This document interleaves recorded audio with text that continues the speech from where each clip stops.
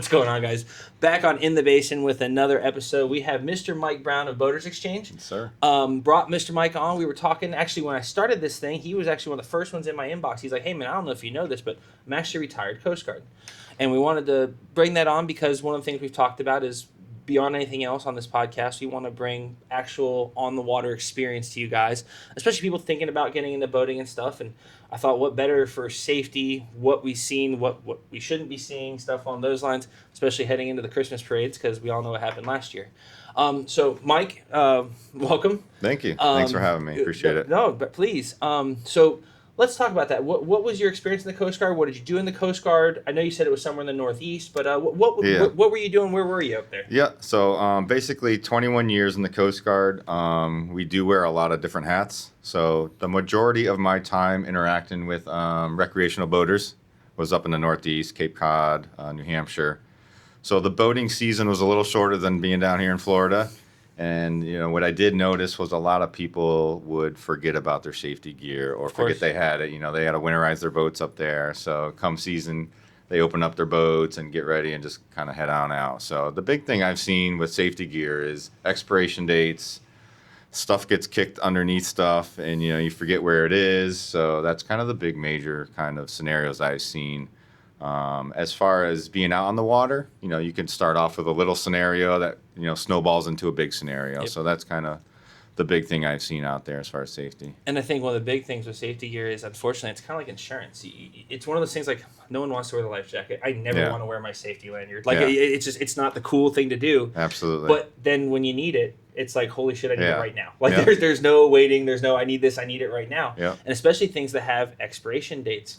Flares, stuff on those air horns, they go bad, they rust out, stuff on those lines. And I've even seen life jackets literally waterlogged to the point where they're no longer going to float. 100%. A newer rule, I've been out of the game for a little bit, but a newer rule is fire extinguishers actually have, I think it's a 10 or 12 year expiration. Makes sense. After the manufacturer date. So even though the meter shows green, if it's 10 or 12 years after the manufacturing date, it's no good. So, you know, just little stuff like that. Even it comes to the point, I think, where if you have people on your boat, you need to show them where the safety gear is because, you know, as a boat captain or even the operator, if you go down, they need to know how to kind of help you out. Dude, I have that conversation all the time, especially talking to first-time buyers, and they'll be wanting to do a sea trial or something. I'm like, hey, bring the wife. And they're like, well, she's never going to drive the boat. I was like, she might not drive the boat until you need her to drive the boat. And that's, exactly. You know what I'm saying? Like, 100%. That's a big thing. Like, people don't understand. Things can happen, especially if you go offshore. I know you have an offshore fishing background, and I love that. But as you know, when you're offshore, things can change right now. 100%. And that's something that, you know, people need to be prepared for. You might be offshore having the greatest day of your life, and in 1 second it can flip and turn, and someone has to be prepared. I had a buddy of mine that was a coastie, and it's funny you said, you know, a lot of different hats. I didn't realize how involved they were sometimes in a lot of, from narco trading to, like, you guys are really involved in a lot more than just pulling over boaters from having their life jackets. 100%. Yeah. A lot of different hats. I mean, like you said, you know, chasing the drug runners, which has been on the news quite a bit lately. Yes. Yes. You know, from ATON, you know, picking up buoys and cleaning the buoys and everything else. So, yeah. One of the things I saw that's more recent, I don't know if you guys have been playing with it because, is it 2021 or 2022 and newer now? Anytime the boat's underway, the safety lanyard has to be worn. What is your thoughts? Have you guys been playing with the lanyardless lanyard, I guess you'd call that, or something? Yeah, so, you know, I do boat sales now, and I've sold a couple boats, and they have, you know, Yamaha just came out with a new feature, the man overboard feature, where you wear the bracelet, and, you know, if you go overboard.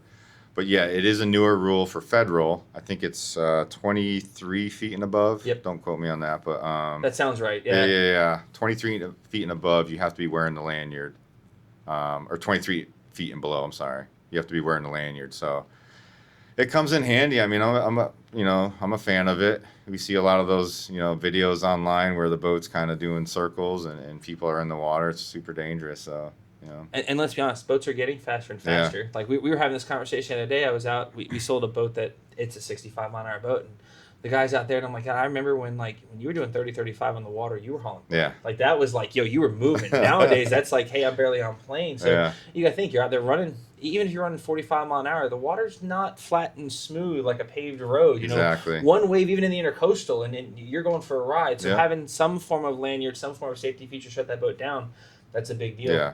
And it catches you off guard, especially it could be a flat river day, but you get a big boat that comes by and throws a big wake and throws you off guard. And the river will throw you for a loop. Like you'll pass a big boat. Now I realize that wake hits the wall and comes back. So you're 2 more miles down the water and you haven't passed a boat. Next thing you know, there's another 3-foot roller coming at you. You're like, where'd that come from? Like it's not. Especially on some of the smaller stuff. I know you guys deal in some of the smaller skiffs like we do. And some of these smaller, you get 17, 18-foot boats running 45 mile an hour. You can go for a ride real quick. Especially when you're sitting on top of the boat, not in the boat. 100%. Topic of Christmas parade, stuff along those lines coming up. We all know what happened last year. Yeah. I just kind of want to touch base with everyone. I think you'll guys keep your calm. Like we love the Christmas parade. Are you going to be in any of them? You doing any of this year? I think so. We're going to do Cocoa Beach. Good. Yeah. Good. Yeah. We want to see everyone out there. We really do. But let's keep a calm head this year. Yeah, right. Let's everything just kind of chill. As far as fishing offshore, Mike, what are you after? What are you looking for? Yeah. What's the game Good question. So I love offshore fishing. Right now the temperature's getting a little cooler, so wahoo's coming around. I do some bottom fishing here and there. Mahi was good this year. So just to kind of follow the trend with safety, where we are, the Gulf Stream is kind of the fishing hotspot, and you gotta get a good stretch to get out there. Yes. So having that safety gear is huge and should be on the top of your list of stuff to have on board.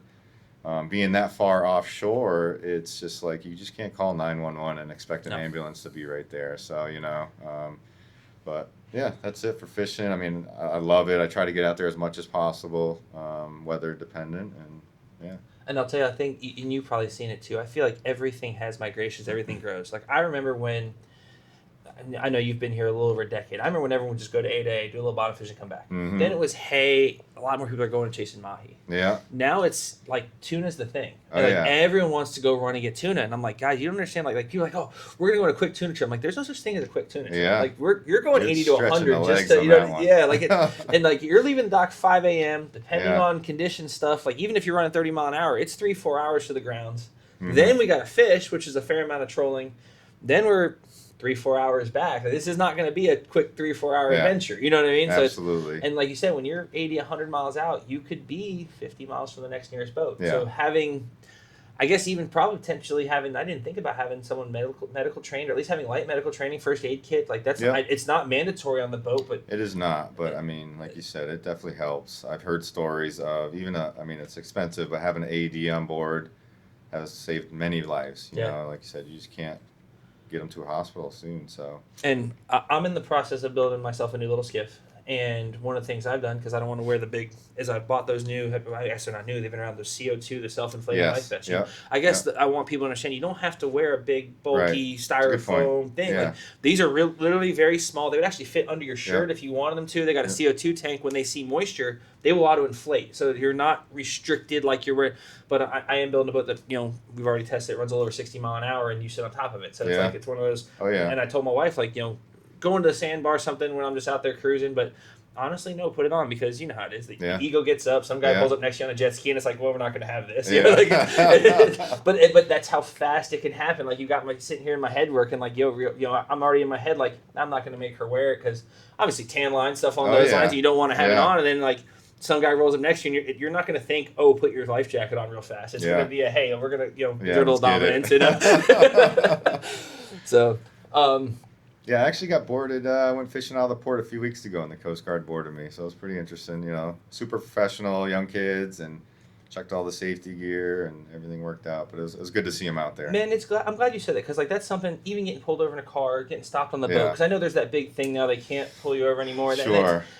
I like and hate that at the same time. There's obviously arguments made for both sides, but one thing I have found, I have never been stopped by any cop, Coast Guard, FWC, any, where when they pulled over, I treat them nice, and they were mean to me. Sure. And I think that's a big thing, because everyone wants to real quick grab these things now in video, the interaction, but you don't see what led up to why was this guy being a jerk. Yeah. And these guys are just you and me. They're just you and me out there on a 100%. boat. They have a job to do. Yeah. And if they pull up on you and they're stopping you, don't get combative with them. Like my opinion, and you were on the boat, I haven't been, as a Coast Guard guy.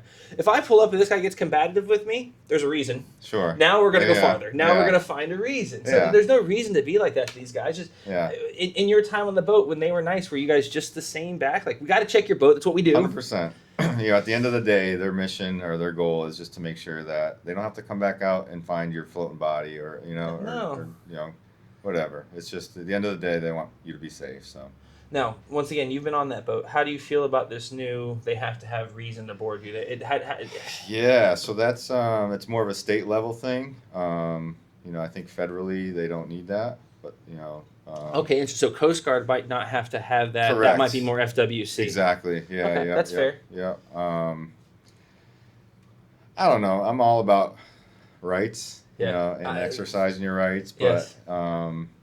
it's a big gray area, Yeah. So. And like I said, I do believe there's an argument to be made for both Yeah, sides. I 100%. believe. I will say, and people will get mad for saying it. I will bet the boarding for no reasons has probably saved a ton of lives over time. From Sure. hey, did you see this? Hey, we found this. Yeah, Hey, I what's it called? I had a customer come to me one time. We sold him a brand new boat. We're going back 15 years.